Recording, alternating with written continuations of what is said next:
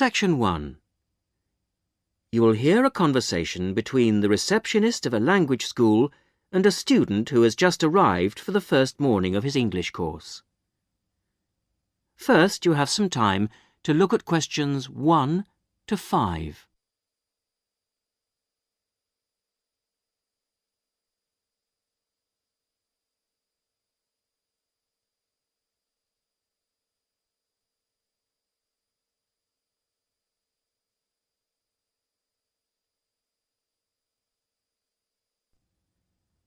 Listen carefully to the first part of the conversation and answer questions 1 to 5.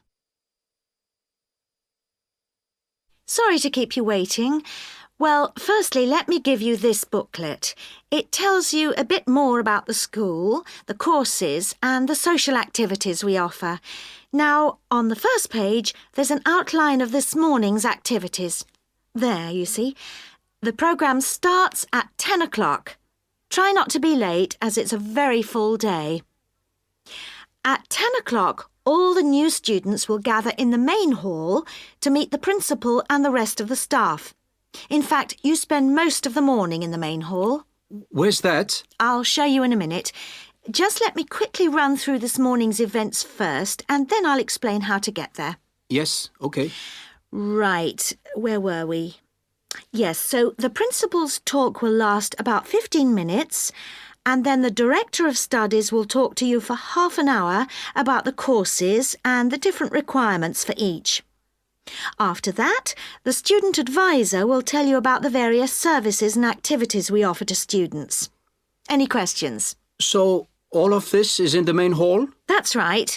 And then you'll go next door to classroom 5 at 11 o'clock. What happens there? You'll have a test. Test? I don't like the sound of that. What sort of test? Oh, it's nothing to worry about. It's just a placement test to help us find your level of English so that we can put you in the right class. It won't last long. You now have some time to read questions 6 to 10.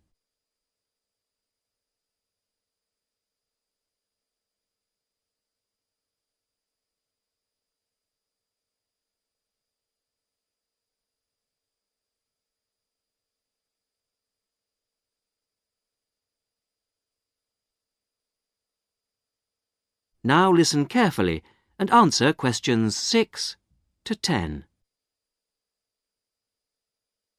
But how do I find the main hall?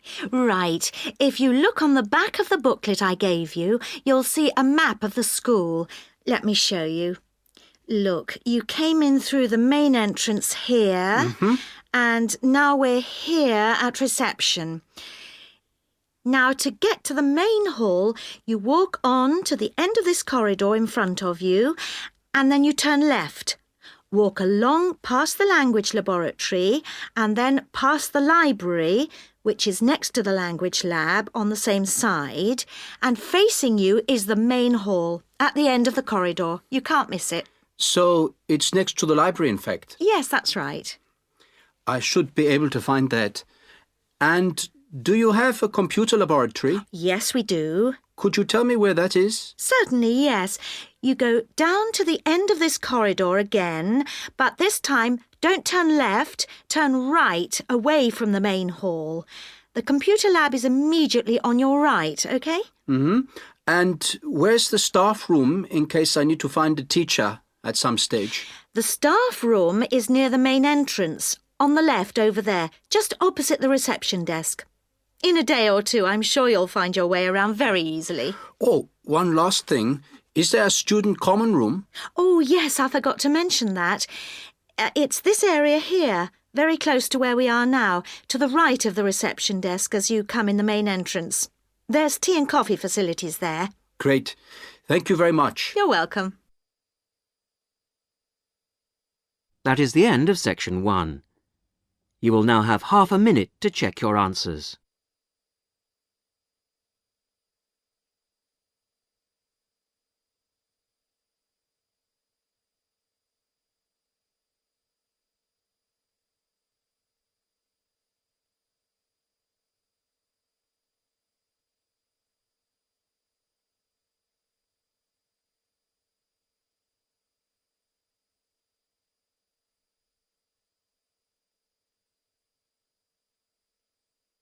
Now turn to Section 2.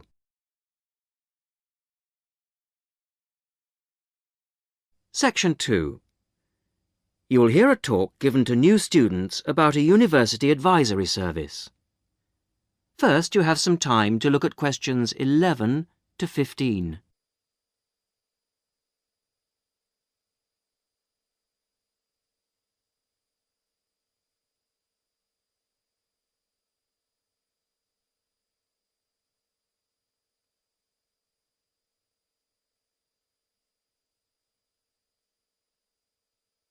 Now listen carefully to the first part of the talk and answer questions 11 to 15.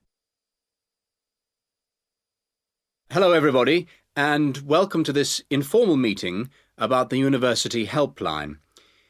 The helpline was set up 10 years ago by the Students' Union, and it aims to provide new students to the university with a service that they can use if they need information about practical areas of student life that they're unfamiliar with. Let me give you some examples of the type of help we can offer.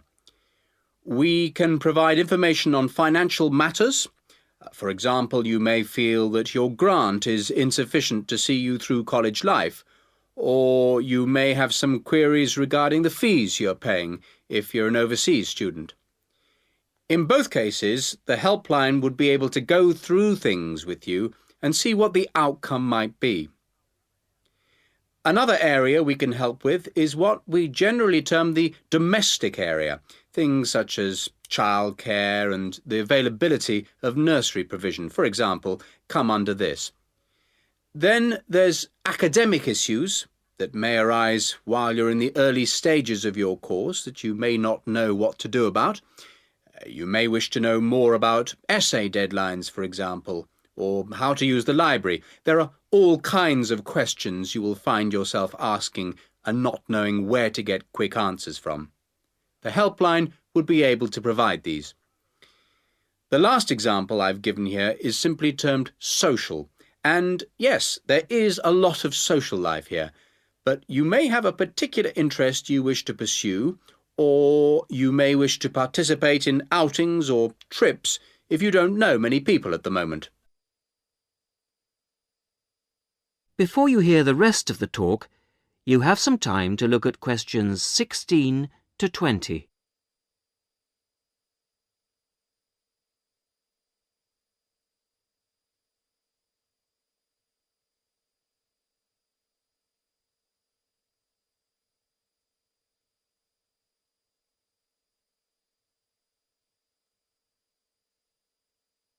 Now listen and answer questions 16 to 20.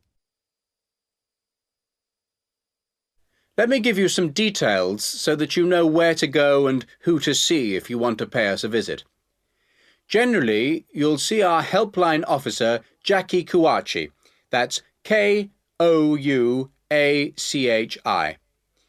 Jackie is a full-time employee of the Student Union, and she works in the Student Welfare Office.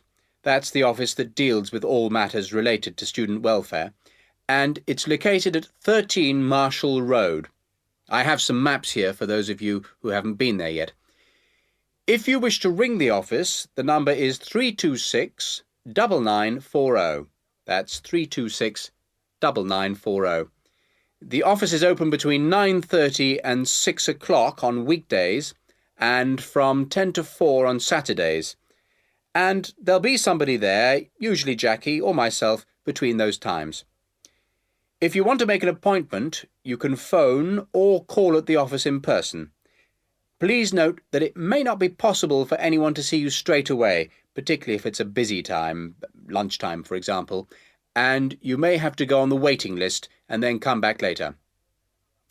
Well, enough from me. Any questions? That is the end of Section 2. You will now have half a minute to check your answers.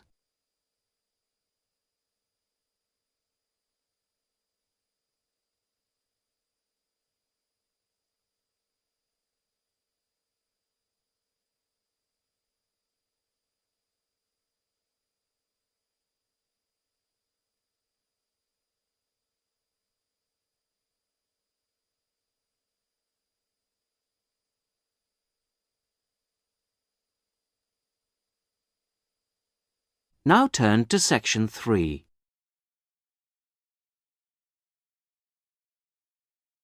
Section 3. You will hear the beginning of a tutorial on a business studies course. The tutor is discussing job interviews with two students, Muriel and Dave. First, look at questions 21 to 24.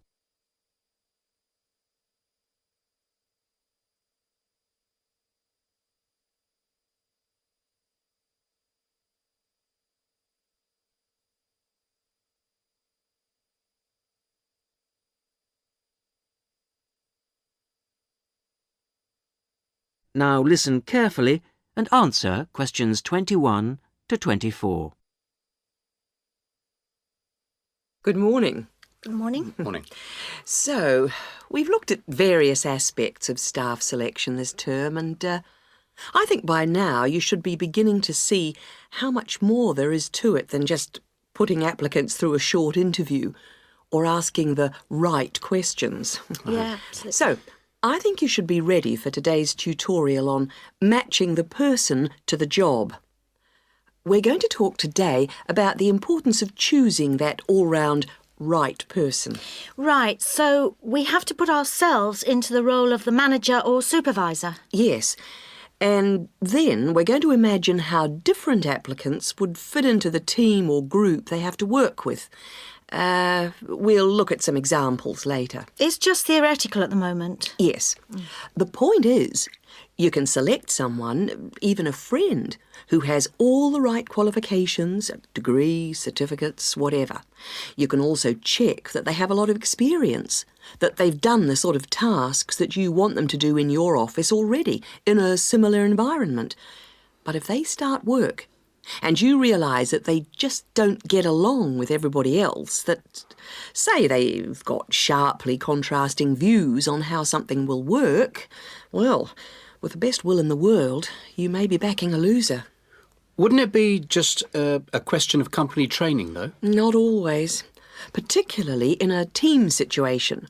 And I think it's important to think in terms of that type of working environment. People have to have faith in each other's ability to carry out the task their boss has set them. They have to trust that everyone will do their part of the job. And you can't necessarily train people for this. But it's like trying to find out what someone's personality is like in a job interview. I mean, you just can't do that. Even if you try, you won't find out what they're really like until they actually start work. Well, in most interviews, you usually ask candidates questions about their hobbies and what they like doing in their spare time, that sort of thing. So, employers are already involved in the practice of, well, doing part of the task. But it doesn't tell you anything. It doesn't tell you if they're easygoing or hate smokers or whatever. Well, arguably, it does give you a bit of information about an applicant's character. Now look at questions 25 to 30.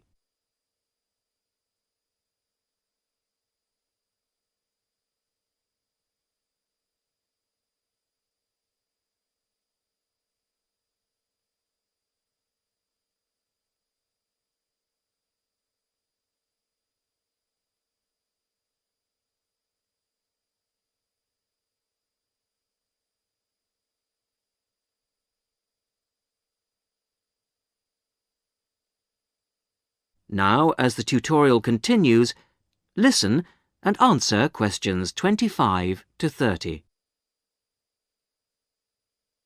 Well, arguably, it does give you a bit of information about an applicant's character, but also, more and more employers around the world are making use of what are called personality questionnaires to help them select new staff. And What's it called?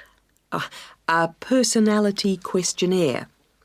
They have to be filled out by the candidates sometime during the selection procedure, often just before an interview. The idea is actually quite old. Apparently they were used by the ancient Chinese for picking out clerks and civil servants, and then later they were used by the military to put people in appropriate areas of work. They've gained a lot of ground since then, And there are about 80,000 different tests available now, and almost 2/3 of the large employers use them. Which makes you think that there must be something in them. That's right.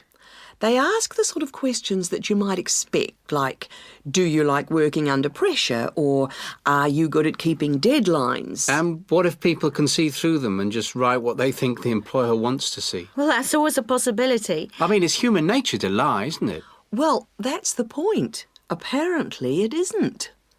These tests are compiled by experts, and they believe that the answers can provide a few simple indicators as to roughly the type of person that you are, that people will generally be truthful in that situation. And then you can go some way towards finding out whether someone's, say, forward-looking, a go-ahead type of person, or resistant to change. Yes, and there are all kinds of other methods which can be...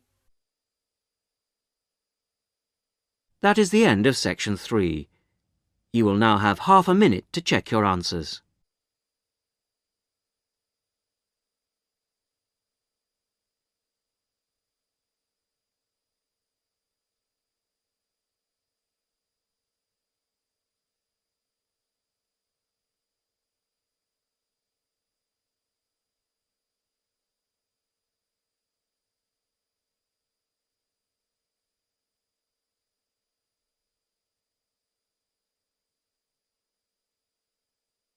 Now turn to section 4.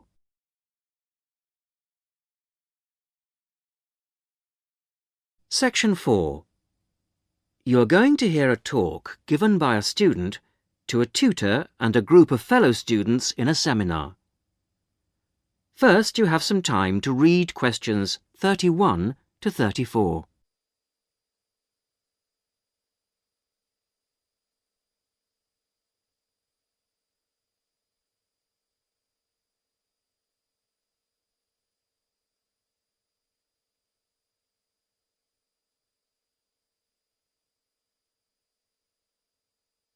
Now, as you listen to the beginning of the talk, answer questions 31 to 34.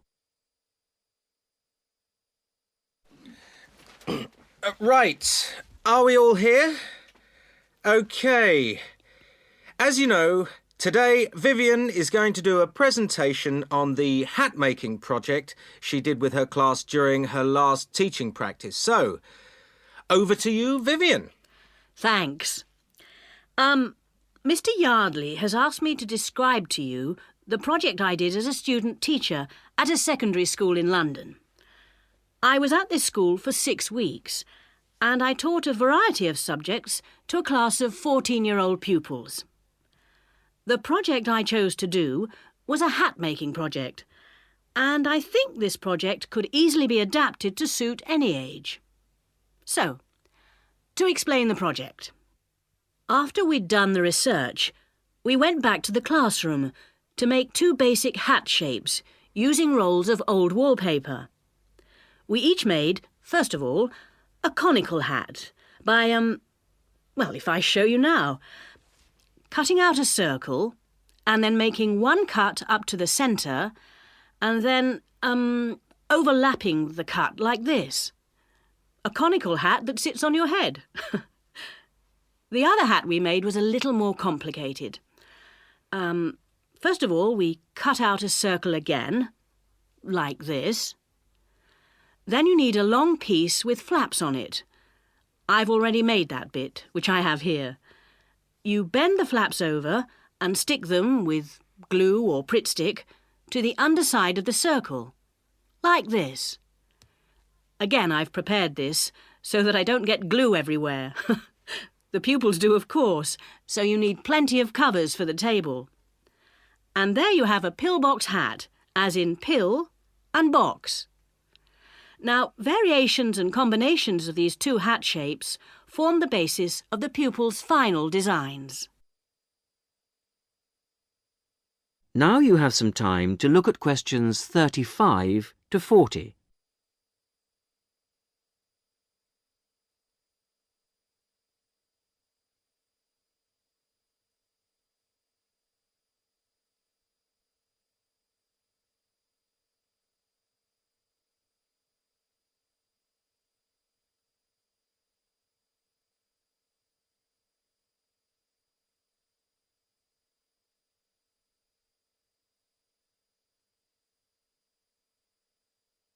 Now listen and answer questions 35 to 40.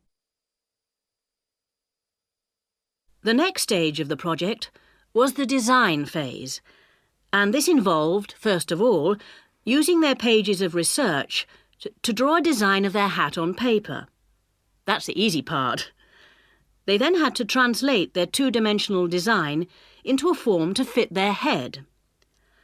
I encouraged them to make a small-scale, three-dimensional hat first, so that they could experiment with how to achieve the form they required.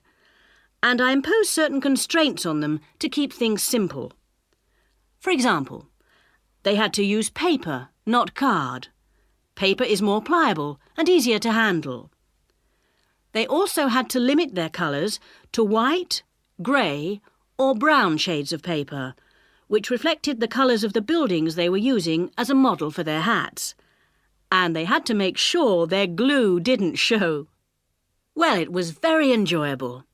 And just to give you an idea of what they produced, I brought along 3 hats to show you. This one here is based on a circular stairway in an old building in London. It uses 3 pillbox hats, one on top of the other. This was designed by Teresa. Here's another one that has a simple strip going round the base of the hat, but has then gone on to add strips of paper that come out from the base and that meet at the top of the hat, rather like a crown, making a fairly tall hat. This was made by Muriel. And lastly, there's a combination of the pillbox or single strip around the base and then the conical hat shape on top to form a castle turret. This was made by Fabrice. And there are many more that I could have brought. Thank you, Vivian. That was most interesting. Now, what we can learn from this is that... That is the end of section 4. You will now have half a minute to check your answers.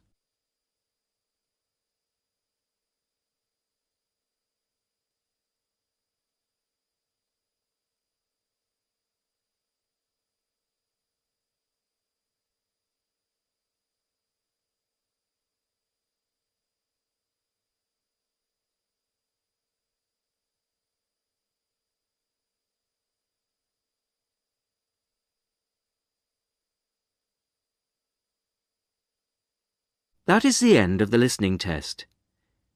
In the IELTS test, you would now have 10 minutes to transfer your answers to the listening answer sheet.